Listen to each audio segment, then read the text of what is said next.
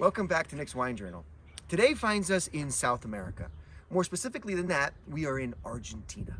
More specifically than that, we are in the primary growing area called Mendoza. More specifically than that, we are in one of the most famous subzones of Mendoza called Luján de Cuyo.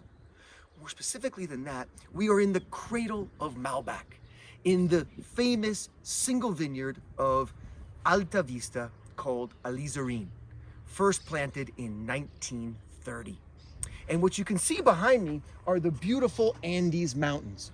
And it's these Andes Mountains that are blocking all the cold wind and air that is trying to come in from Chile and the Pacific Ocean on the other side. What that does is it leaves this area right here, Mendoza, nice and warm and dry, with an average of only 7 to 8 inches of rain a year. This vineyard right here, as I said, is one of the original planted vineyards of Luján de Cuyo. And if you come over here with me for a minute, you can take a look and see how ancient these vines are, some of them reaching 100 years old. And you can see on both sides of these vines here, you see these canals. And this is how we irrigate here. This is traditionally how you would irrigate. It's called furrow irrigation. And it's these canals that you see here that we flood with water that is melting down from the Andes, that these vines can then use to survive and achieve their nutrient and water needs. The other thing that you see here are these nets.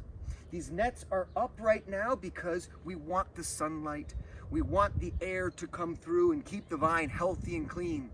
But as the summer progresses, we'll start to have problems and challenges with hail. And when we have hail, the storms come through here and can destroy an entire vineyard. So we bring these nets, we bring them down to protect the vines during those storms, and then we bring them back up after it's done. The soil here, as you can see, is made up of mostly clay, beautiful, rich clay. But as you start to go down, you find layers of silt, sandy loam soil.